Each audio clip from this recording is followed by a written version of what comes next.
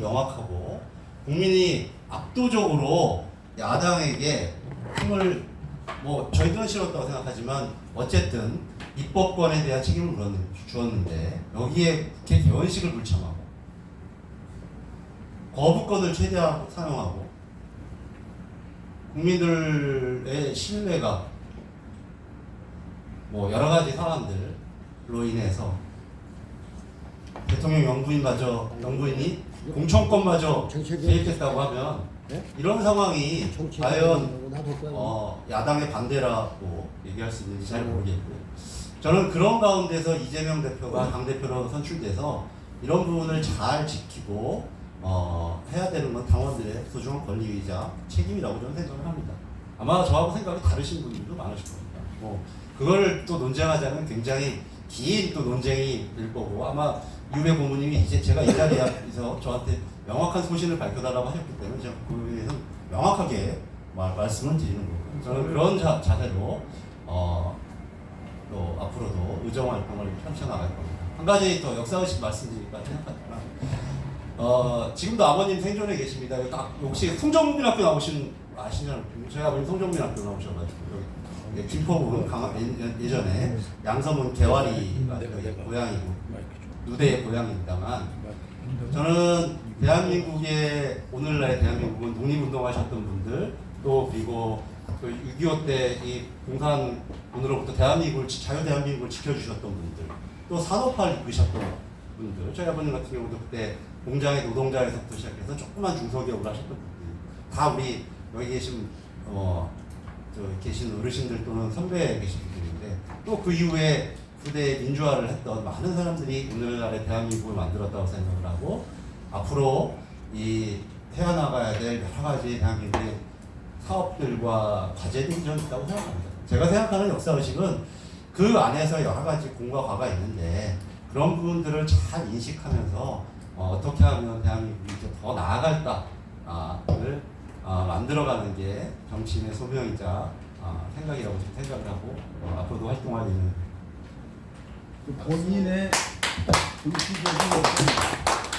본인의 어떤 정치적인 미래가 있으면 미래. 그 상황을 얘기하지 말고 정치는 상대적이니까 그 얘기 하지 마시고. 저는 제일 중요한 거는 의회의 기능을 잘하는 게 제일 중요하다고 생각합니다. 저는 의회주의자입니다. 그래서 저는 여당 의원들과 매우 관계가 좋습니다. 그래서 저는 특히 국회 내에서 막말을 하거나 표현이 거칠거나 이런 부분을 적절치 않다고 생각합니다. 그거는 분명 야당 의원한테도 마찬가지라고 생각합니다. 즉 무엇을 말씀드리고자 하는 거냐면 국회가 저한테 물어보시는 거는 이제 국회의원으로서 물어보시는 거기 때문에 저는 국회 보좌진도 해봤고 서울시에서도 활동을 했었습니다. 청와대에서도 행정을 해봤고 국회의원으로 활동했지만 이 3권이 제대로 된 분립의 기능을 하는 것이 제일 중요하다고 생각을 하고 그 안에서 의회가 의회로서의 기능, 견제와 균형을 맞출 수 있는 기능을 하는 게 저는 제일 중요하다고 생각하는 사람입니다. 그렇기 때문에 그 안에서 그런 것들이 제일 작동하려고 한다면 서로 간의 예의와 대화와 양보와 이런 부분, 협의가 되는 것이 제일 중요하다고 생각을 하고요. 그래서 저는 꿈이 있다면 그런 원내에서 책임 있는 역할들을 좀 앞으로 더 해보고 싶습니다. 그래서 여당과도 더 지속적으로 대화하고 이런 부분을 풀어나갈 수 있는 부분들을 좀 해보고 싶다는 생각을 하고요. 아시는 것처럼 여기 김동식 선배님도 계시고 알겠지만 우리가 항상 싸우는 것만 보이지만 실제로 국회에서는 95%가 합의 처리입니다. 5%가 싸우는 거고 제가 생각하기에는 95%는 합의 처리입니다. 여당 의원 한 명, 야당 의원 한 명이 반대하면 그 법안 통과하지 못합니다. 대부분의 법안들이 그렇습니다. 실제로. 그런데 그게 제대로 이제 외연으로 드러날 때는 아까 말한 것처럼 이제 우리가 말하는 정쟁이라고 하는 부분이 드러나서 그런 거지. 실제로 그 수많은 법안들이 어제도 한 80여 개 법안이 처리되었는데 거기 보면 육아 지원법 여러 가지 뭐 주식을 어떻게 할 것인가 이런 아주 복잡한 법안들이 있고 이런 부분들은 거의 다 100% 여야 간의 합의를 통해서 진행됩니다. 그만큼 지금 어떤 부분은 잘 진행된 부분이 있습니다. 또 근데 너무 정쟁이 강화된 부분들이 있죠. 그래서 제가 앞으로 아까도 조금 전에 의제에 대해서 설명을 드렸다면 앞으로 제가 21대 국회에서 더 해보고 싶은 역할들이라고 한다면 어떻게 하면 여당 의원들하고 더 많이 대화하면서 이런 것들을 잘 풀어나갈까 하는 역할들에 대해서도 항상 고민하고 있다 라는 말씀도 아울러 말씀드리겠습니다. 고맙습니다. 이주별 고문님께서 이제 먼저 어렵게 질문을 했었는데 제가 질문드리겠습니다. 저는 이제 중앙보다도 김포의 걱정스러운 부분을 먼저 말씀을 드리겠습니다. 김포가 상당히 큽니다. 그리고 도농복합 지역으로서 지금 성장 과정에 있습니다. 7만, 12만, 18만, 22만, 30만, 50만 도시가 드디어 넘어갔습니다. 그리고 신도시가 형성되면서 한강 신도시 그리고 이제 윤석열 정권에 와서 지금 컴팩트 시티라고 해서 이제 그동안 개발을 못했던 두산 지구가 개발이 되고 있습니다. 우리 박상혁 의원께서는 지역구가 통진을 비롯한 5개 읍면과 신도시를 겸하고 있습니다. 상당히 이 지역 발전에 중요한 역할을 해야 될 걸로 알고 있습니다. 도농복합지역으로서의 남아있는 하성, 월곶에 지금 저희로 표현으로 말하면 이제 촉경지역이라고 그러죠. 촉경지역이 지금 어떻게 보면은 현재는 보고입니다. 참 좋은 곳입니다. 이곳이 지금 하나둘 이제 개발이 되면서 뭐 공장도 들어가고 창고 들어가고 전원주택도 들어가고 있는데 이렇게 무분별한 개발보다는 단위가 큰 종합적인 개발을 세워야 되지 않겠느냐 하는 생각입니다. 그래서 이거는 김포시보다 지역적인 국토부라든가 중앙에서의 그런 개발 계획을 갖고 접하시는 게 또 지역구 국회의원의 할 일이 아닌가 하는 이런 생각이 있습니다. 그리고 저희 이 자리에 저희 민동기 자문위원장님께서 나가셨는데 이제 주민대책위들이 4군데가 이제 구성이 되어 있습니다. 이 한강 2기 신도시 때만 해도 이 자리에 김동식 시장님이 계십니다만 주민 보상이 원활히 되지 않아서 반대 운동이 정말 엄청나게 됐습니다. 이 자리에 또 이용준 시의회장님 하셨던 분들 여기 자리에 있습니다만 머리를 삭발하고 여러 가지 문제 또 저희 이제 지하철 문제 이런 문제들이 복잡합니다. 이제 통진역, 경찰서역 이런 문제들이 복잡한데 상세 질문은 이제 우리 위원님들께 하시지만 전반적인 도농복합 지역에 대한 개발 계획이라든가 중앙부서하고의 협의 계획을 갖고 계신지 이 부분이 궁금해서 질문드리겠습니다. 이 도시의 개발과 관련되어서는 여러 가지 법령과 절차가 있습니다. 뭐 제가 갑자기 뭘 하겠다고 해서 될 수 있는 문제가 아닙니다. 그건 시장도 마찬가지입니다. 왜냐하면 우리는 이 도시를 개발할 때는 국토와 관련된 법률이 있고요, 도시개발 관련된 법률이 있습니다. 그리고 실질적으로 아시는 우리 뭐 시장이 김동식 시장 더 아시겠지만 이 도시와 관련된 여러 가지 개발 사안의 입안자는 시장입니다. 국토부 장관이 아닙니다. 그건 뭐 명확하게 법률적으로 되어 있는 부분 가운데서 그러면 조금 전에 말씀 주신 것처럼 어떻게 김포라고 하는 우리 특히 5개월 명 같이 여러 가지로 오랫동안 접경지역으로 고통받아왔고 재산권을 제한받아온 부분을 이자 또 한편으로는 그 원인에 대해서는 여러 가지 뭐 문제가 있습니다만 실제로 굉장한 또 난개발이 이루어지지 않았습니까?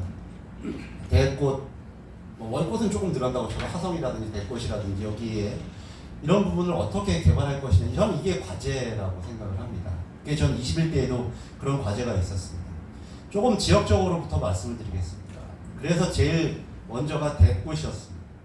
그래서 제가 국회에 들어가서 21대 국회에 먼저 국회의 난개발 포럼이라는 데 대표 의원을 맡았습니다. 왜냐하면 아시는 것처럼 대꽃을 어떻게 개발합니까? 대꽃의 공장이 한 4,000개쯤 있습니다. 거기 다 하나하나의 사람들의 재산권입니다. 여기도 거기 사업하시는 분들도 계시잖아요. 그걸 개별 김포시가 할 수 있는 사안이 아니지 않았습니까? 결국 큰 규모의 개발 사업이 필요하다고 하고 난개발을 정리할 사업이 필요하다고 해서 의원들과 포럼을 만들고 법률안을 제가 대표 발의 난개발 관련된 법안을 발의하기도 했습니다. 왜냐하면 이건 국가 사업으로밖에 진행될 수가 없기 때문에. 그래서 결과적으로 그때 여러 차례 토론회도 하고 하면서 그것을 시행할 수 있는 기관은 대한민국에 딱 2개밖에 없습니다. LH하고 수자원공사밖에 없습니다. 왜냐하면 그렇게 대규모 시행을 할 수 있는 사업이 없습니다.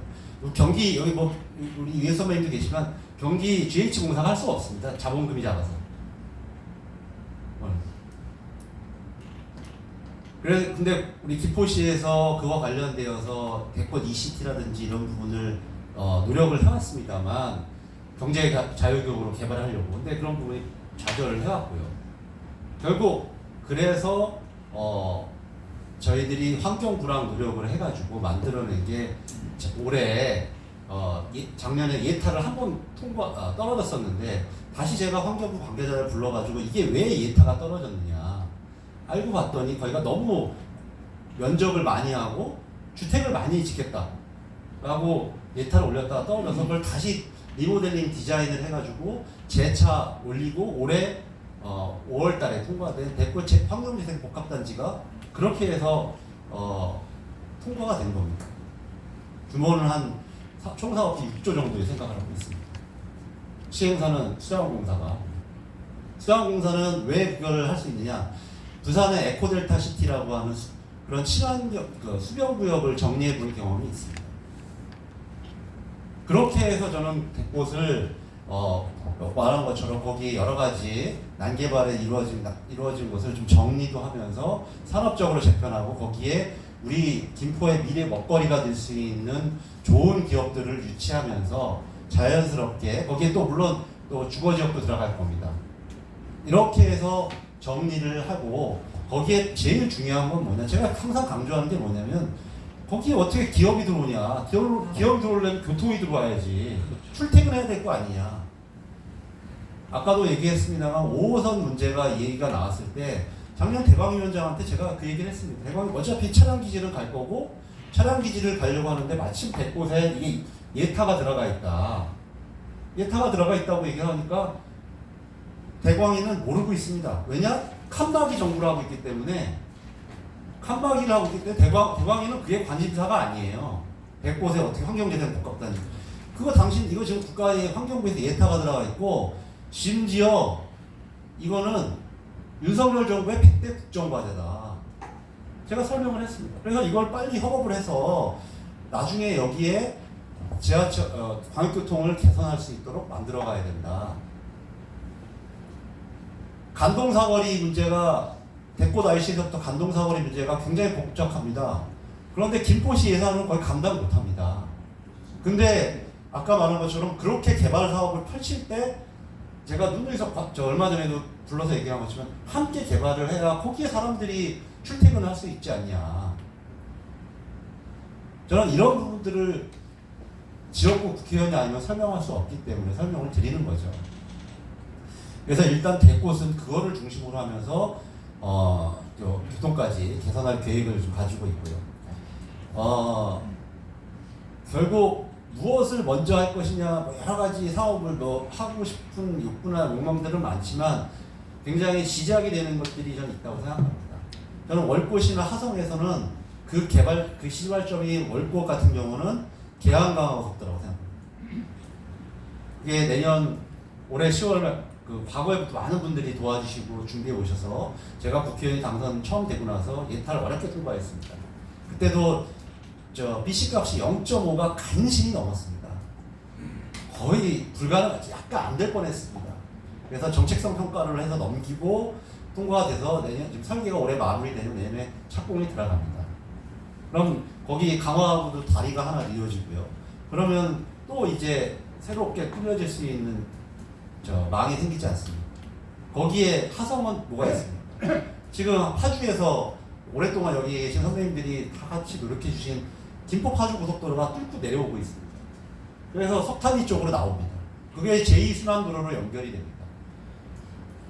결국 지금의 문제를 갑자기 우리가 개발하지만 갑자기 뚝 떨어져서 대규모 기업이 들어올 수 있는 것도 아니고 들어올 수 있는 것처럼, 그리고 또 여러 가지 아시는 것처럼 월곶이나 화성 같은 경우는 대규모 또 분산호익이 또 필요하지 않습니다. 네. 그래서 우리가 사업 일을 풀어갈 때 할 수 있는 곳에서부터, 가능한 곳에서부터, 하고 있는 곳에서부터 풀어가는 게 제일 중요하다고 생각을 하고, 저는 그 시발점은 화성은 김포 파주 고속도로가 되면서 거기가 완전히 지금은 화성이 이렇게 막혀 있지만 김포 파주 고속도로가 되면 바로 고향으로 파주로 연결이 되고요. 밑으로 내려가면 인천 쪽하고 연결이 됩니다. 그게 왜 또 중요하냐? GTX-A가 내년 말 완공이 됩니다. GTX-A의 경기도 화성에서부터 이쪽으로 남쪽에서 올라오는 건 올해 개통을 했었고요. 저쪽 운정 신도시, 저 파주에서부터 서울역을 가는 게 내년 말 착공이 완공이 됩니다. 우리의 GTX-D는 지금 예타 중이기 때문에 약간 시간이 더 걸립니다. 그러나 저쪽에서 이제 파주가 지금은 굉장히 먼 곳이지만 김포 파주 고속도로가 돼서 나오면 오히려 거기서 GTX-A가 더 가까워지는 현상이 옵니다. 킨텍스에서 쭉 나가는. 그래서 화성은 거기서부터 실마리를 풀어나가려고 합니다.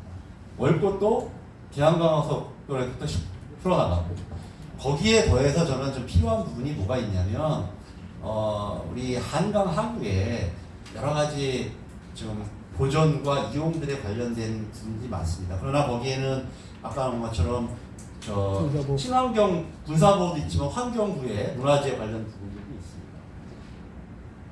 우리 전류리에 가면 아시는 것처럼 거기에 마지막 어촌계에 있는 분들이 저를 붙잡고 하면 항상 얘기합니다. 아니 여기 자전거 타는 사람들은 많이 오는데 거기서 회한사라 못 먹는데 이게 무슨 의미가 있냐? 다 거기서 조리할 수 없도록 되어 있지 않습니까 지금? 우리 처음 시작이 그렇게 되어 있지 않습니까? 저는 그래서 이 복합적인 규제가 있기 때문에 여기는 제가 다른 곳에도 좀 벤치마킹을 하고 있는 특별법을 하나 고민을 해야 되지 않을까 싶습니다. 요 한강하고 이용과 관련된 특별법을 통해서 지금에 있는 중증 규제들은 그렇게 해서 우회해서 좀 풀어나가야 되는 그런 고민들을 좀 갖고 있습니다. 그래서 그건 의혹 작업을 좀 착수해가지고 이게 여기가 갖고 있는 역사성과 보존성, 그 다음에 앞으로 개발 가능성을 더 하고요.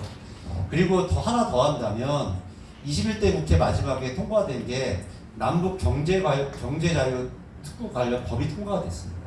그러니까 과거에는 개성에 가서만 우리가 경협을 하려고 했는데 지금 남북 관계가 좋지 않아서 어려웠지만 그게 아니라 북한 근로자들을 남쪽에 내려와서 일을 시키거나 이런 공단을 하겠다 구상을 가지고 있습니다. 이거를 누가 제일 우선적으로 하고 있냐? 파주에 있는 사람들이 많이 하고 있습니다. 그래서 그것이 일종의 파주의 접경 지역에 관련된 개발 전략을 가지고 있습니다. 그쪽도 이쪽이에요. 적성이나 이쪽도. 그래서 저는 그런 부분들과 관련되어서 월곶, 화성, 교통이 연결이 되면 지금은 어렵고 북한 놈들이 나쁜 짓을 하지만 여기에 경제협력단지들을 만들어내면서 이렇게 풀어나가야 되는 구상들.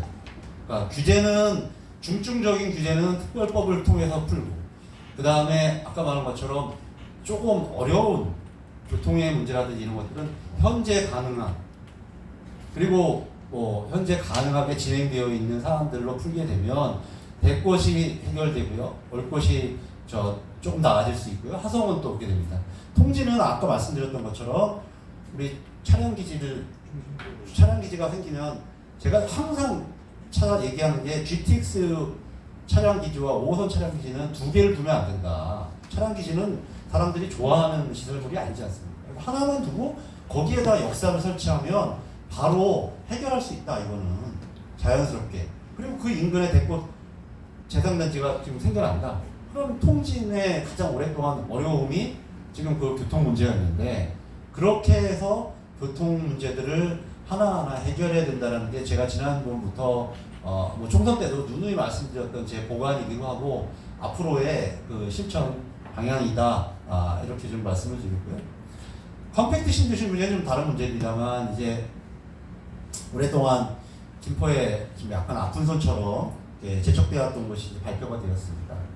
2033년까지 인구 10만을 규모로 해서 된다고 하고 있고 제가 계속 보고를 받습니다만 저는 여기 지금 사장님이 마치 또 대학교 선배이시기도 하고 이분하고 몇 번 이분을 처음에 말씀드려봤더니 부탁 말씀을 드렸던 게 있습니다.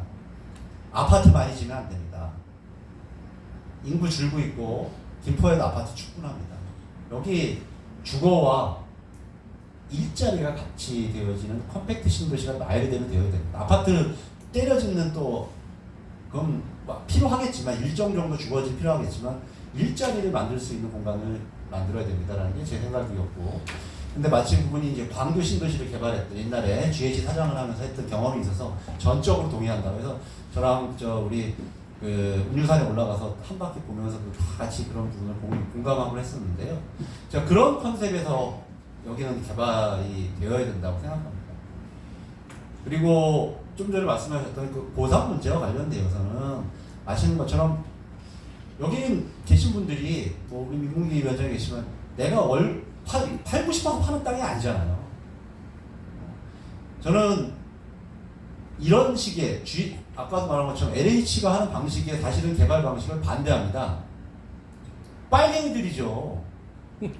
60년대나 70년대에 남의 땅을 가서 이렇게 그때는 우리가 개발할 수 없었던 시대니까 남의 땅 갑자기 수용해가지고 국가에서 마음대로 하는 거지 어떻게 세계 경제 10대 대국에서 우리 GDP 4만 불인 나라에서 갑자기 국가가 어느 날 선포해가지고 땅 무조건 너희들 팔아야 돼? 이건 말이 안 되지 않습니까? 빨갱이들이 하는 거죠. 자본주의 국가에선 있을 수가 없는 일이에요, 사실은. 저는 제 지론이 그렇습니다. 그러나 우리 헌법에도 있지만 공공복리를 위해서 필요하다고 한다면 우리 헌법에서 인정을 하고 있기 때문에 하는데 그럼 거기에 대한 제대로 된 보상을 해야 되는 거고 보상의 방법은 제대로 보상할 방법 두 가지 방법밖에 없습니다. 보상 가격을 적정하게 하는 거. 근데 그거는 여기뿐만 아니라 뭐 아시는 방법들이 다 정해져 있습니다. 간평을 통해서 하는. 그러니까 그건 방법이 없고.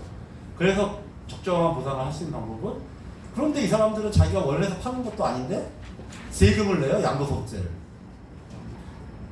양도소득세를 냅니다. 많이 썼네 양도소득세. 네. 근데 감면을 정도의 우리 조세특례제약법에서 10% 정도 감면하도록 되어 있습니다. 조금 다르긴 하지만 기간 범위나 이런 거. 그래서 제가 올해 2월 달에 그걸 보고서 너무 말이 안 된다고 해서 제가 선제적으로 여기 계신 누가 얘기하신 게 아니라 제가 먼저 그 법을 대표 발의했습니다. 근데 그 심사를 통과를 못해서 폐기됐다가 제가 다시 7월 달에 다시 재발의를 했습니다. 근데 제가 우리 대책위원회 분들한테도 솔직히 말씀드렸습니다. 이거 근데 통과 쉽지 않습니다. 왜냐? 대한민국에서 아까도 법 통과가 쉬워 보일 때도 계실지 모르지만 부처에서 반대하면 법 통과 안 됩니다. 근데 대한민국에서 기재부라는 저는 센데. 그냥 센 게 아니라 모든 거에 위에 기재부가 있습니다. 네. 모든 것에 위에 기재부가 있습니다. 사실 문줄이 거기서 막혀 있습니다. 네. 근데 기재부가 대기업들 세금 깎아주는 데는 항상 두 팔 벗고 나서지만 국민들 일상생활에 이런 부분 관련해서 굉장히 부정적입니다. 쉽게 해주지 않습니다. 기재부라는 데가. 기재부의 허들을 넘어가야 됩니다. 그래서 제가 같이 지금 최근에 컴팩트 신도시가 김포만 있는 게 아니고요. 평택, 화성 이런 데서 컴팩트 신도시가 추가적으로 발표된 데가 있습니다. 거기 의원들을 같이 모아가지고 이런 사정도 알리고 모임도 하면서 이런 부분들 억울한 사정들 해야 된다. 그랬더니 지금 전국에 그 비슷한 수용된 시민들이 와가지고 얼마 전에 국회 앞에서 데모도 하시고 의견도 전달했습니다. 박상혁이가 낸 법 통과시켰습니다. 물론 걔 100% 통과될 가능성이 조정을 할 수도 있겠습니다만 저는 제 지론은 이런 빨갱이같이 남의 땅 뺏는 일을 하면 안 된다고 생각합니다. 그러려면 제대로 된 보상 해줘야죠. 그래서 그런 부분과 관련돼서 계속적으로 활동해 나가겠다는 말씀 또 보고 말씀드리겠습니다. 네. 좋은 말씀 들었습니다. 다음 질문에 앞서서 질문자도 죄송하지만 의원님도 말을 좀 압축해서, 왜냐하면은 너무 길어지면은 배고프시죠? 아니 듣는 이 히어링이 산만해져요. 예. 그러니까 좀 전달이 잘 될 수 있도록 효율적으로 좀 해주시길 부탁드리겠습니다. 다음은 윤문수 위원장 질문해 주시겠습니다. 네, 감사합니다. 윤문수 대표입니다. 김포 1지역의 재선의 관록을 축하드리고 기대가 큽니다. 지금 한 20여 분간 김포의 미래에 대한 비전, 또 부상에 대해서 말씀하셨는데 꼭 성취하시길 바라고 저희 김포 포럼이나 저도 열심히 밀겠습니다. 오늘 넓고 묘민이 안에 오셔서 축사도 해주시고 또 이제 건배 사드려주셔서 감사드립니다. 저는 이제 어떻게 가장 이후배 고모님이 가장 쉬운 질문이고 제가 가장 어려운 질문 하나 더 있었습니다. 저는 강화 계양 고속도로권하고 문산 회주 도로권, 그다음에 얼꽃의 헬기장 군수원 관계권에서 질의하도록 하겠습니다. 강화 계양 고속도로 아까 지금 부상에서 말씀하셨듯이 우리 10년 대개 10년 안에 2031년에 준공됩니다. 일부 구간이 100% 아닌데, 그다음에 그 이후에 100년 대계를 앞두는 김포의 획기적 제가 볼 때는 개발 사업이라고 보는데 예비 타당성이 2020년 8월에 통과했죠. 우리 회원님들의 이해를 돕기 위해서 그다음에 24년 8월에 환경영과 영향평가 초안을 공감합니다. 총 29.88m 6구간이 이제 귀절리까지고요. 그다음 7구간이 월꽃이고 8구간이 광합니다. 근데 귀절리까지 6구간이 6차선이고 그 이에 7구간과 8구간은 4차선입니다. 그런 것이 이제 내용이 있고 그런 가운데 가장 핵심 사항인 월꽃 전체 관계에 있어서는 제가 있지만은 월꽃에 관계된 사항을 말씀드리겠습니다. 먼저 월꽃 IC가 있는데 이제 제가 8월 28일 날인가 설명이 왔었는데 6구간까지는 용역 설계가 끝났고 그다음에 7구간, 8구간은 내년에 지금 용역 준비 기간입니다. 그래서 설계가 완전히 되지 않아서 지번이 확정되지 않았고 아직까지 기회가 있는데 그런 가운데 7구간인 얼꽃에 관계돼서 말씀드리겠습니다. 거기는 가장 얼꽃 IC가 현재 작년에 용역 준비 중일 때 터네리 쪽에 지금 7구간 IC를 그래서 그것은 이제 또 기본 설계인데 아직 확정되지 않았기 때문에 얼꽃 IC를 얼꽃의 중심부인 분할이와 갈선 1, 3리와 고막 112 그쪽이 이제 통과되는 부분인데 그쪽에 내줘야 그 연계된 IC의 주변 지역의 향후 어떤 지역 발전의 핵심이다. 이 사안이 박상 국회의원이 먼저 총선 공약이었다는 거죠.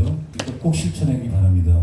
그렇지 않으면 제 지역을 특정한 적은 없는데. 그러게 IC는 있는데 이거 그래요? 그러니까 그 공약이 헛된 공약이에요. 그러니까 우리가 IC를 원하는 거는 제가 얘기 드리자면 어디에서 보시려고? 제가 어떤 지역을 특정한 적은 그러게 지역을 특정 안 했는데 그럼 지역을 그렇게 특정했으면 하는 것이 우리 요구사항이고요. 아직까지 설계 용역 준비 중이니까 그런 얘기를 제가 거기서 또 했습니다. 그다음에 중요한 게 6구역의 고정리에서 백두대간을 지나면서 거기 한 150m 산이 작은데 거기다 터널을 뚫는다더라고요. 그래서 내가 거기서 무식한 사람들아, 한남 정맥의 백두대간의 끝은 문수산이다. 376.3m. 그런데 중간에 고정이 한 100m 되는 거기다 터널을 뚫는다 그래가지고 그 대신 우리 7구간의 문수산에는 7m 격하게 42m가 도로가 이제 쓰거든요. 그러면 그 산이 망가집니다. 그래서 결과적으로 터널을 그쪽으로 뚫어달라. 백두대간도 모르고 하는 말인데, 그러니까 나중에 직원이 그 공지된 거는 백두대간의 길이라서 여기 되는 거야. 그래서 백두대간의 종점은 문수산이다. 그래서 좀 배워라 그랬는데, 그런 것들이 그래서 향후 터널 공사는 문수산이 교각을 통한 도로는 안 된다. 저희가 절대로 반대할 겁니다. 못 걸고 아니면 트랙터로 막게 될 수도 있고 제가 그런 가운데 그 핵심 사항이고요. 그다음에 또 이제 도로가 이제 김포가 29.88 중에 김포가 21.88인데요. 김포의 그 농업 지역을 다 통과합니다. 6차선과 월커선 4차선으로 통과하면서 그 기존의 고속도로가 내가 그러니 벤치마킹해라 선진국 가서 기존의 도로 딱딱한 도로에 뭐 칸에 따른 뭐 이렇게 갓길과 철책 말고 뭐 여러 가지 쉼터도 있다고 하는데 쉼터내 농산물 판매장이라든가 그렇지 않으면 신농업적인 고속도로를 건설해라. 특이하게. 왜냐면 서울 중심부에 있는 도로니까 예산을 투자하면은 여러 가지 저 공간도 완충 공간 같은 거 넣어서 이렇게 하고 기존의 도로랑 좀 특이하게 할 필요가 있다. 차만 다니는 도로가 아니라 우리 김포 농업을 위하고 농업인들도 살리고 농업과 공유하는 도로가 됐으면 좋겠다. 이런 마인드를 가지라고 내가 얘기했습니다. 그리고 또 하나는 이제 도로권에서 문화재가 유실될 가능성이 많은데 신도시 되면서 많은 문화재가 지표조사 없이 그냥 유실됐어요. 이제 빨갱이고 강압적인 형태의 독재적 건설입니다. 이런 것들이 이제 지켜져야 된다. 더 이상 이렇게 도로가 나면서 김포의 모든 문화유산이 훼손되는 건 안 된다. 이런 거 상당히 중요한 겁니다. 내용적으로. 그래서 그건 문수산에 교각 있는 도로는 안 된다는 의미가 상통한다고 볼 수 있습니다. 거기에 대해서 확실히 어떤 기조를 갖고 계신 관심이 있는지 말씀해 주시고 지금 광화는 다 회주도로가 다 돼 있습니다. 광화가 지방자치 비율이 저희도 뭐 경험이 있으면 18%에서 22% 냅니다. 우리 김포는 저희 때 55%에서 60% 내였는데 지금 60%가 넘는 걸 알고 있거든요.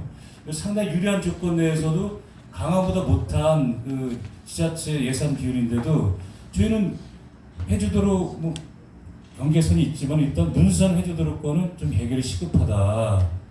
이거는 어떻게 주민 수건이지만은 김포의 수건일 수도 있습니다. 그래서 여기가 김포에서는 부족하고 아무래도 국비 중심의 예산이 되지 않으면 국회의원님이 자세나 발로 도와주면 어렵다 이런 말씀 드리고 또 한 가지 핵심 사항은 제가 하고 싶은 내 고향의 마지막이 포내천을 완전히 친환경적 포내천을 만드는 겁니다. 아시지만 울산의 뭐 태화강이라든가 우리도 포내천을 이렇게 만들 수 있어요. 제가 볼 때는 포내천 지류가 옹정리 지류, 그다음에 갈산 1위 지류, 그다음에 문수산 지류가 있습니다. 세 지류가 합해서 포내천이 되는데 옹정 지류가 한 8km 되고 다 합해서 12km 될 겁니다. 이 12km를 완전 환원형 신농업형 주민 환원형으로 환원한다면 저절로 얼굴면 살기 좋아질 겁니다. 살기 좋으려고 사람들이 많이 올 거다. 그래서 그런 것들은 국비 없이 안 되는 제가 볼 때 200억 이상이 들 거다 이렇게 생각해서 일단은 시에는 제가 김병수 시장한테 용역부터 해라. 용역이 된 다음에 중장기적으로 1단계, 2단계 사고를 해야 될 거 아니냐 이런 제안을 했는데 의도경이에요. 관심이 없어. 5천명밖에 안 되니까 저희가. 우리 박상 국회의원은 그런 일이 어떤지 몰라도 그리고 이제 군소음 관계는 뭐 잘 진행하고 계신데 월권면에 군소음 관계가 군소음 측정하는 게 몇 억인데 월권면에 군소음 관계 매번 조음으로 보상되는 금액이 2,500만 원밖에 안 됩니다. 5년에 한 번 군소음 측정하는 게 한 몇 억인데 참 제가 어폐가 있죠. 그래서 이제 군소음 관계 이런 것이 있고 마지막으로 정치적인 게 있다는 내가 아까 차를 타고 오는데 통진 고등학교 앞에 한 30m 연수막이 붙어 있더라고요. 제가 그대로 어용 국회의원과 그 다음에 김포 시의원은 그 세비 반납하고 사퇴하라 이런 게 써 있습니다. 이건 어떤 의미인지 모르겠습니다. 저희 지역 앞 지역은 을 지역은 국회의원이 박사님 국회의원밖에 없는데 여기 30m짜리 연수막이 붙어 있더라고. 못 봤죠? 잘 모르겠습니다. 그 지금 정보력이 얕은데 제가 최근 정보 그걸 써 있어요. 통진 문화체육회에서 밑에 돼 있습니다. 어떤 일인지 몰라도 그것까지 좀 얘기해 주시고. 예, 뭐 워낙 말씀을 많이 주셔가지고 다양한 걸 많이 주셔가지고 특정 지역이라서 차라리 조금 토론 간담회를 하기 전에 특정 질문지를 주셨으면 제가 구체적으로 좀 모르는 것들도 많고 그래서 말씀드리는 게요. 마지막 것부터 좀 전에 무슨 현수막을 말씀하시고 모르겠는데 어용 국회의원이라는 건 뭘 말하는 거지? 뭘 말하는 거지?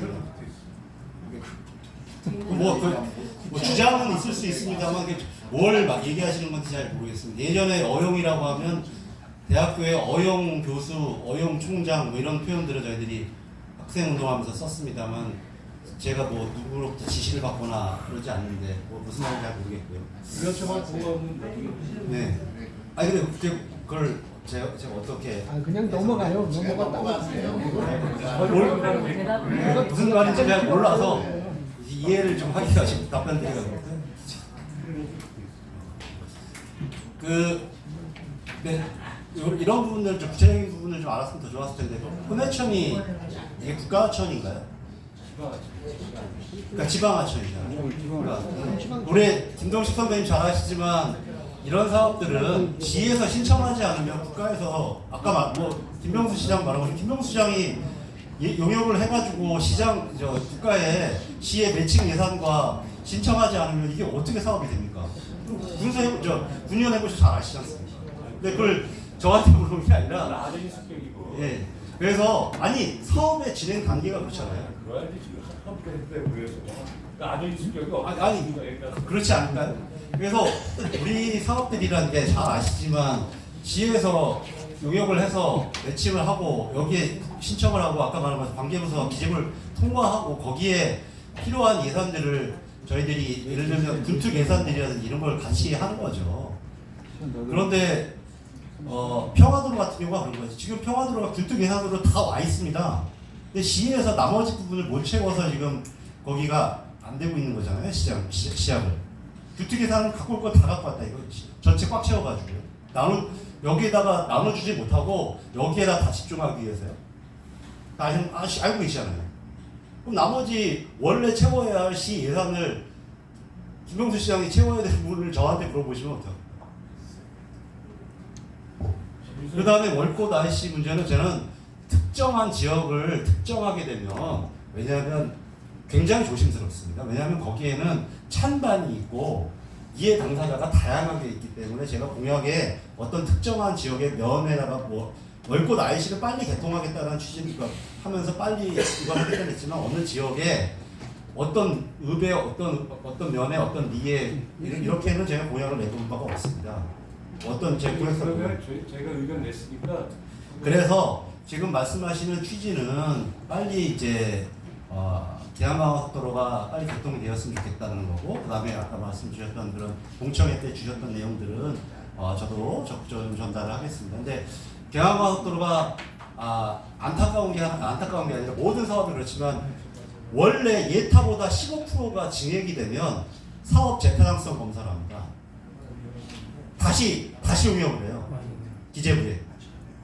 그러니까 기재부에 그걸 제타라고 하는데 제타가 들어가게 되면 이게 다시 BC 값을 통과할지에 대한 항상 걱정들을 합니다. 그래서 어떻게든지 빨리 그러니까 착공을 들어가고 설계를 15%가 되지 않게끔 맞추려고 하는 게 뭐 다 잘 아시겠지만 이렇게 노력을 하고 있어서 하고 있다는 말씀드리고 그런 가운데서 아까 주셨던 뭐 조여운 제안들 그 지역에 특화된 지역에 맞는 부분들은 저도 도로공사에 잘 전달 드리겠다는 말씀드리겠습니다.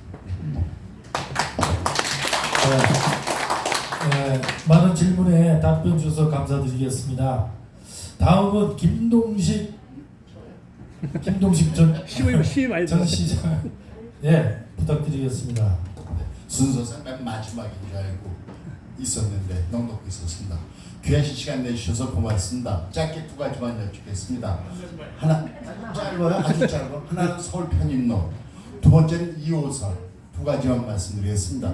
최근 서울 양천구하고 김포시가 2호선 영보용역을 발주했는데 김포시는 하수원이 아닙니다. 김포시 예산은 아주 극히 제한되어 있잖아요. 근데 김포시는 지금 5호선 하기도 다행히 220만 평. 우리 대표님 말씀한 대로 거기 개화 이익금으로 5호선은 100% 가능한 사업이 돼 있어요. 근데 그나마도 우리 풍무 2역, 그 다음에 같이 경찰서요, 그리고 통지까지 그런 것도 그 가운데도 예산이 없어서 못한단 말이에요. 이렇게 김포시 예산 극히 제한인데 아까 말씀한 대로 GTX 김포 강남 직결 사업이 또 있어요. 예산은 극히 제한돼 있는데 현안 정부 발표된 정책 정치하고 빼놓고 2호선 양천구를 고천 신공기까지 끌고 온다고 그래요. 그 양천구 그 8만 평 차량지인데 이거는 김포시민의 교통 편의 증진하고 무관한 일이에요. 우리 예산이 없어요. 당초 실행 불가라고. GTX-D 강남 직결 사업을 해야죠. 누가 봐도 이거는 상식적이라고. 근데 이걸 시민들께 대대적으로 홍보하고 예산 용역 주려면 몇 억 들어요. 그것도 지금 몇 천만 원짜리 지역이 하나 사업도 못하는데 김포시 재정이 열악해서 이런 걸로 개혁에 나서서 나이 불문 지역의 국정 책임자가 지역에 대한 무한 책임을 갖고 있는 분이란 말이에요. 국회의원은 어른이라는 뜻은 나이의 어른이 아니라. 그렇기 때문에 이런 걸로 국회에 나서서 적당히 한 말씀하고 제지도 하고 옳은 방향으로 선도해 줄 의무가 있다는 말이에요. 그러니까 이거 한 가지 2호선에 대한 국회의원의 입장. 서울 편입로는 유정부 국회의원 시장도 그래, 대구시장도 그래, 부산시장도 그래, 안 된다고 그러는 거예요. 세상에 사람이 하다 보면 안 되는 일이 어디 있겠습니다만은 애시당초 현행 대한민국 행정체계상 불가한 일이야. 작년에 선거 때 써먹었으면 됐어요. 최근에 김포시장 공공사업 얘기할 때 공공인물이 등장하는 걸 고깝게 뜨지 마시고 당연하다. 공공인물은 당연한 등장. 김영선이 최근 언론 보도 보니까 또 서울시장 계속 불을 지피고 나가고 있어요.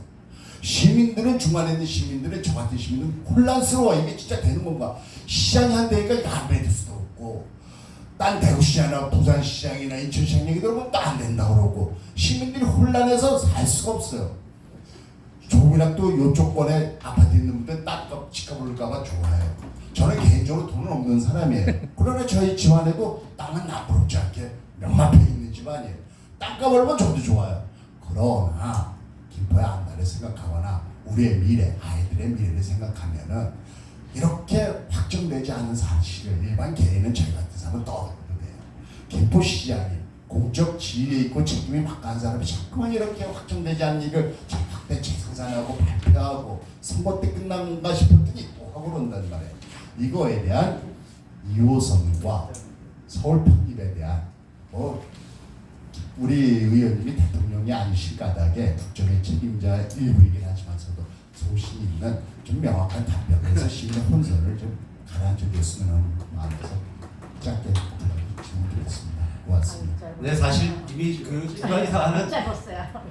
지난 총선 때 다 답변 드렸고 다 시민들로부터 심판받고 시민들로부터 의견을 다 수렴한 얘기여가지고 뭐 더 길게 얘기를 드리는 것이 조금 더 불편할 것 같습니다. 아니면 뭐 지금 김동식 선생님이 워낙 행정 경험도 많으시고 여기 다 많으셔서 다 잘 알고 계실 거라고 생각이 들어요. 그래서 이게 뭐 우리가 아까도 말씀드렸던 것처럼 다 좋아, 다 필요하고 다 좋지만 한정적 재원, 여러 가지 역할 뭐 이런 부분들이 있기 때문에 그런 부분들이 있고 또 뭐 지금 그런 부분들에 대한 용역을 또 한다면 또 한다고 돼서 아마 장단점들도 잘 드러나지 않을까 싶고요.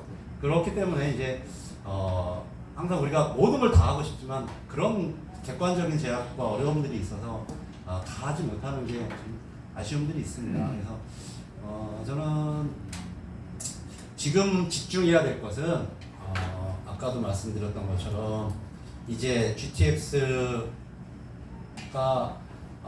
예타가 올해 말 내년 초까지 조금 늘어졌습니다. 이게 되어 있고 그 다음에 이제 거기에 더해서 이게 이제 김포에서부터 서울역으로 가는 겁니다. 그리고 5차 국가철도망 계획을 2025년에 다시 짜면 나머지 부분을 이쪽 강남으로 가는 부분도 지금 뭐 자연스럽게 또 대통령 공약으로 들어와 있고 지금 얼마 전에 정부에서 발표됐기 때문에 자연스럽게 포함이 될 거라고 생각합니다. 획기적인 교통의 대전환점이 GTX로 생겨날 거라고 생각합니다. 아시는 것처럼 저는 이렇게 비유합니다. GTX는 우리가 새마을호 타다가 KTX가 생기면 안 타는 거와 똑같습니다. 이제 김포에서 서울역이 30분이고 김포에서 서울 강남이 30분이면 이게 이제 그 편의에 따라서 획기적인 변화들이 생겨나는 거죠. 그런 데 집중해야 된다. 두 번째, 지금 인천에서 김포 북변을 지나가지고 킨텍스로 붙는 이 인천 지하철 2호선 연장 사업도 또 있습니다. 이것도 함께 예타 중으로 내년 초에 발표가 됩니다. 이것도 다 아까 말한 것처럼 다 운영비가 건설비는 어떻게 국가에서 할지 몰라도 도와줄지 모르고 도에서 도와줄지 모르지만 운영비는 전부 다 지자체가 그 구간에 있는 건 다 부담해야 됩니다. 이 부분은. 그리고 또 더해서 우리 서울 지하철 5호선을 빨리 또 신속 예타를 해가지고 진행한 3개의 이 큰 사업을 빨리 철도와 관련돼서 진행하는 게 가장 급선무다라는 생각이 들고요. 거기에 이제 도로 사업들 빨리 진행하고 지금 어떻게 보면 아까도 제가 모두에서 말씀드렸던 것처럼 김포는 행복한 편입니다.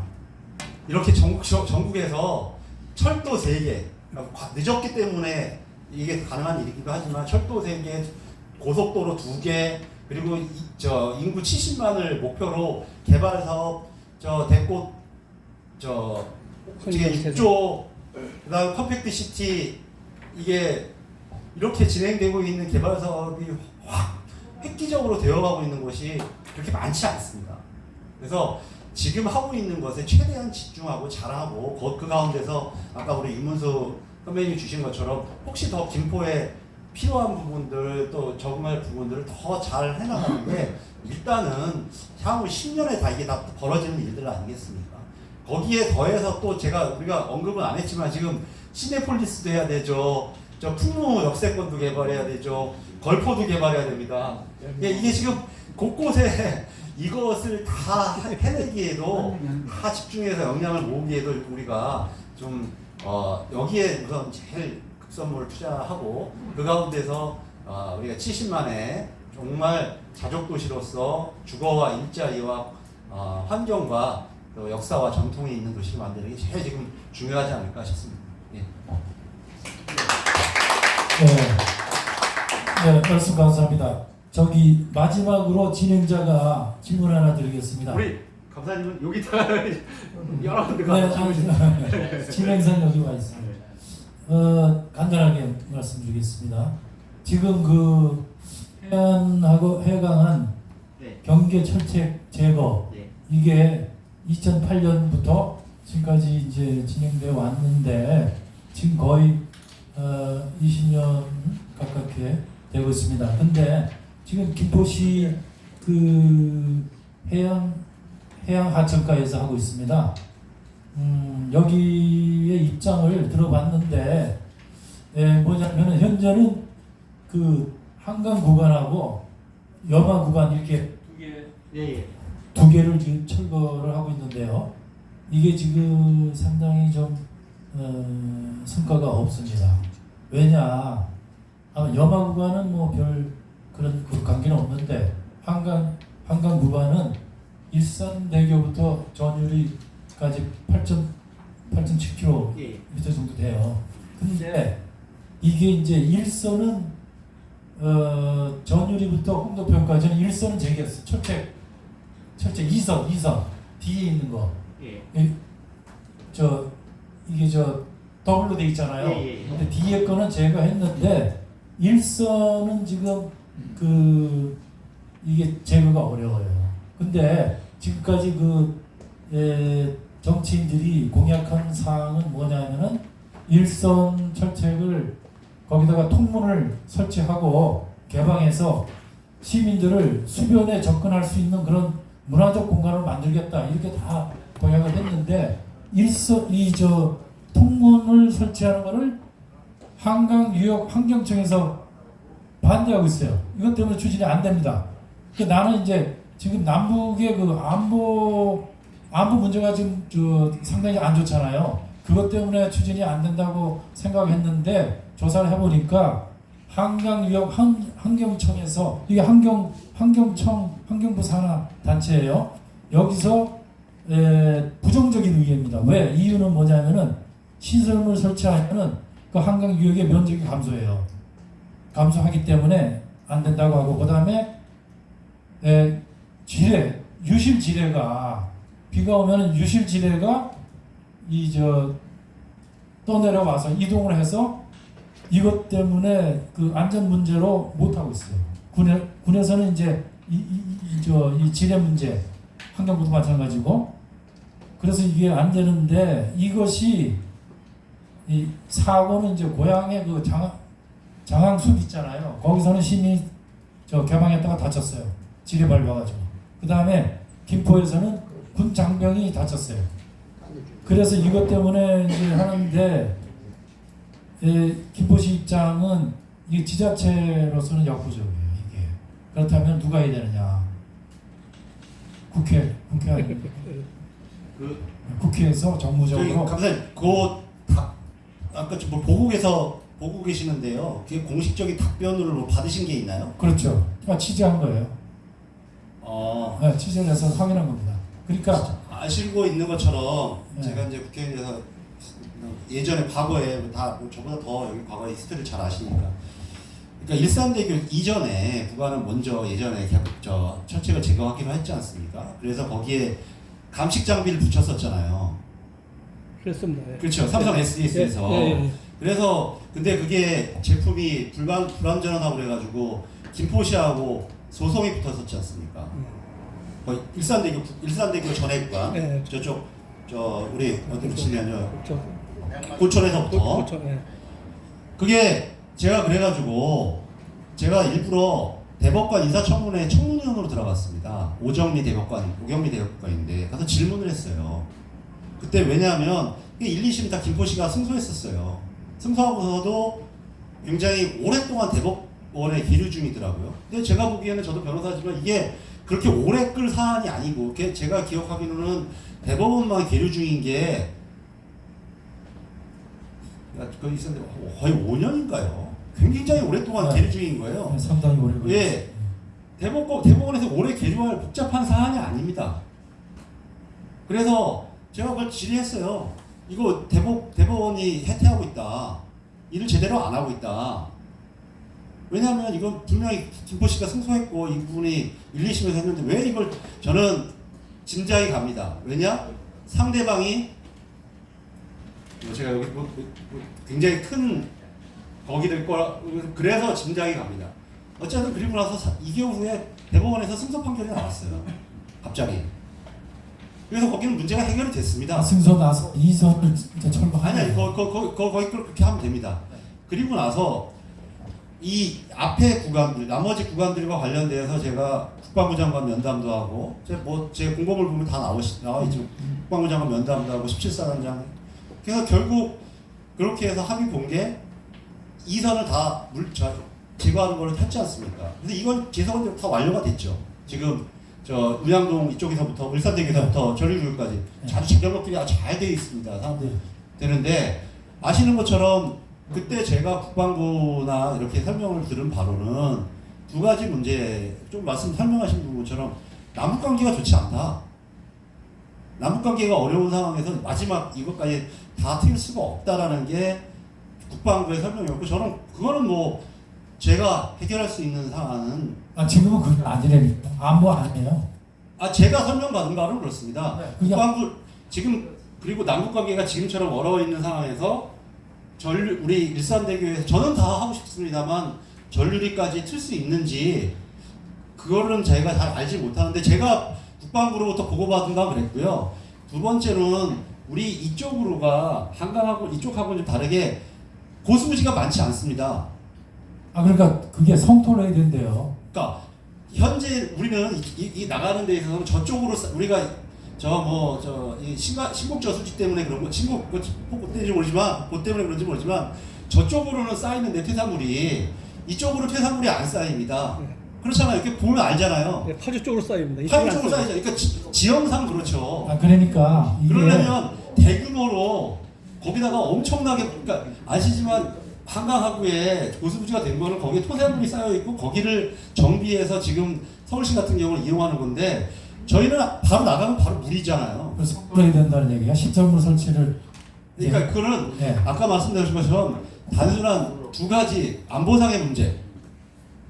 저는 제가 공식적으로 제가 알고는 안보상의 문제가 해결이 안 됐다. 지금같이 저 오물들이 넘어오고 오물풍선이 넘어오고 저 북한 드론기가 대통령실 용산을 지나가는 상황에서 국방부의 종래 입장을 생각하면 저거 안 해줄 거라고 근데 생각합니다. 이제 그러니까 최근 이거 며칠 전에 취재한 거예요. 그러니까 어떻게 어디 지금 안보가 아니라 그거는 저한테 예. 한번 주시고요. 예. 제가 확인을 해드릴게요. 예, 안보가 아니라 네. 환경유역청에서 시설물 설치하면은 유역 면적이 감소하고 유실 진행 이 두 가지예요 이유가. 그러니까 안보가 그래서 안 해요.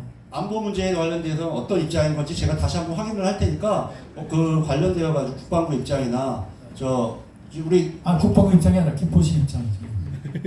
김포시는 김포시에서 대담한 거예요. 나. 네. 그래서 그 김포시 입장은 완벽하지는 않을 것 같습니다. 그냥 국방부 입장이라는 게 명확하게 있기 때문에 그리고 유실물 지뢰와 관련되어서도 마찬가지로 결국 또 그것도 국방부의 입장도 봐야 되고 환경부의 입장은 제가 아직 확인을 못했습니다만 주신 부분을 주시면 거기에 지금 해당에 있는 장애물이 뭔지 그리고 근데 근본적으로 제가 알고 배운 바로는 거기는 우리의 지형 구조상으로 퇴사가 하는 곳이 아니어서 그걸 하기는 어렵지 않다는 걸 제가 배운 바거든요. 하여튼 저 이런 부분이 있기 때문에 예. 지금 질문을 통해서 이제 말씀드리니까 예. 검토를 해서 좀 파악을 좀 해주셨으면 제가 좋겠습니다. 네. 그러면은 자 장시간 간단한 질문 좀. 간단한. 아니 아까 안 한다 그러더니 또 왜? 아니 배나가 생각나고. 하나 말씀 이 시간은 두 번 안 와요.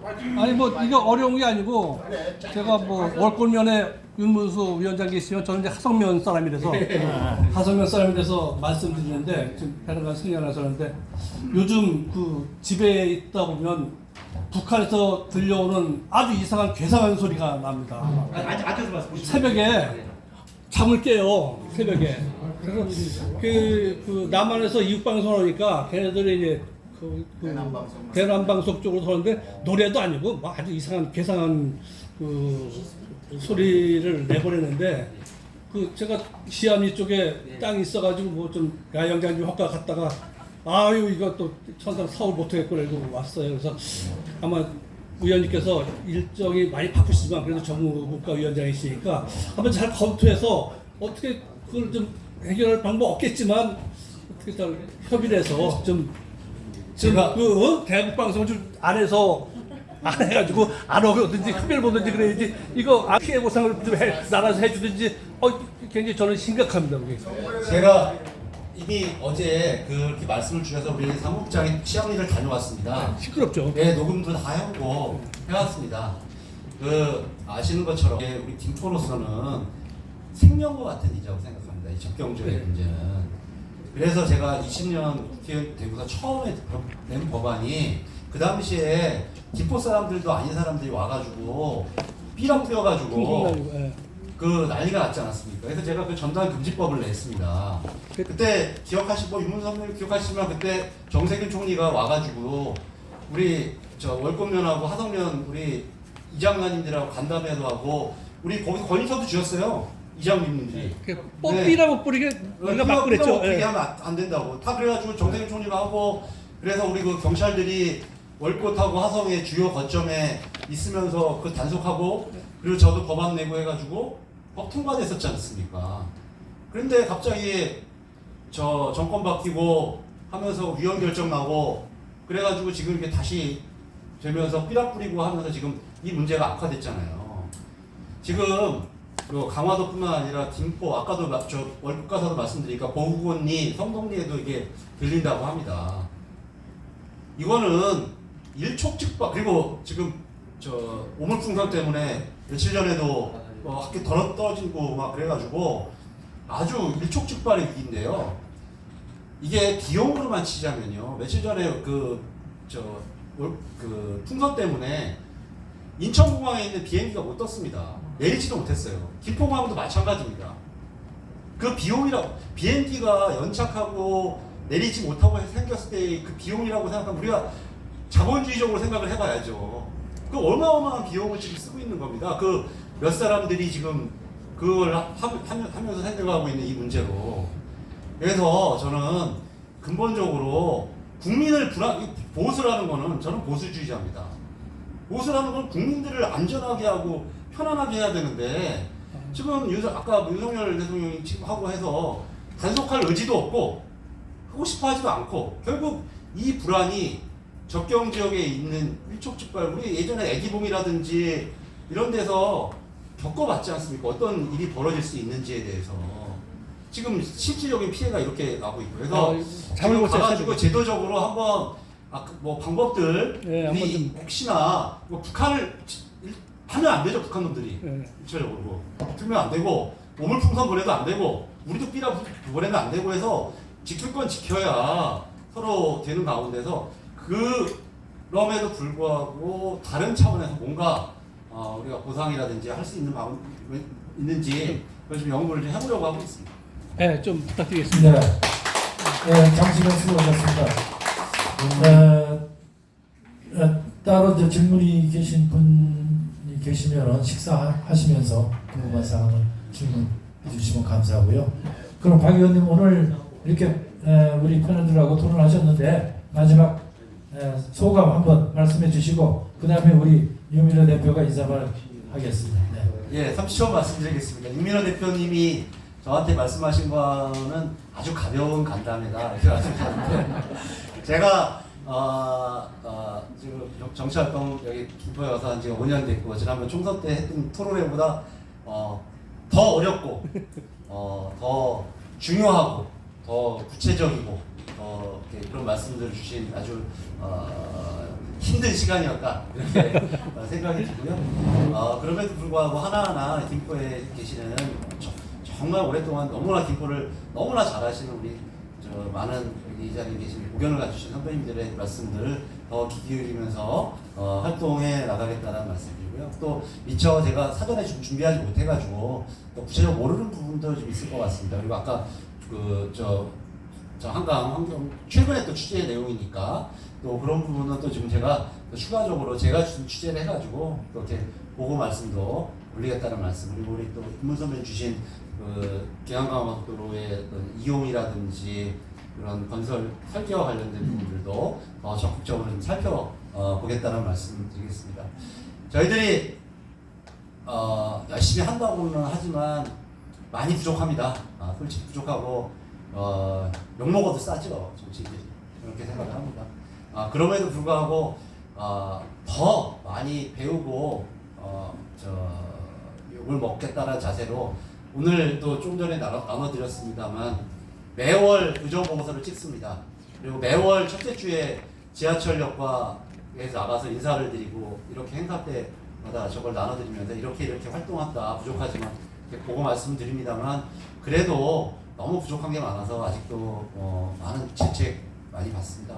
앞으로도 부족한 부분이 있으면 더 많이 혼내주시고요. 또 혹시 조금 성과가 있는 부분이 있으면 더 잘해라 이렇게 말씀 주시면 더 힘내서 하도록 하겠습니다. 오늘 귀한 시간 주셔서 감사합니다. 제가 전화드릴 때는 이제 가볍게 말씀을 드렸는데 정말 우리 박상혁 의원님이 아까 이제 말씀하시는 듯이 예산의 입안과 예산 편성 과정도 설명을 해주셨고 그 다음에 국회에서의 그 여야의 그 말씀도 사실적으로 맞는 말씀이고 TV 보면은 매싸움하는 것 같은데 내진적으로는 협치를 하고 있습니다. 대화를 하고 있고 그래서 여러 가지 좋은 말씀도 해주고 오늘 질문 못한 저 우리 이재권 위원장님이나 이상규 위원님이나 이런 분들은 서면으로 주시면 제가 서면으로 전달을 해드리겠습니다. 그래서 우리 지역 김포시 시민의 삶질 향상을 위한 노력을 항시하고 또 이렇게 훌륭하신 또 의원님들 박상혁 의원님을 모시고 또 이런 정책 질의의 삶의 질의를 하셨습니다. 오늘 고맙고 끝까지 저희 자리해 주신 우리 운영위원님들한테 감사하다고 인사를 드리고 우리 박상혁 의원님을 모시고 기념 촬영을 하겠습니다. 끝까지 자리를 임해 주신 박상혁 의원님한테 박수를 다시 한번 드리겠습니다.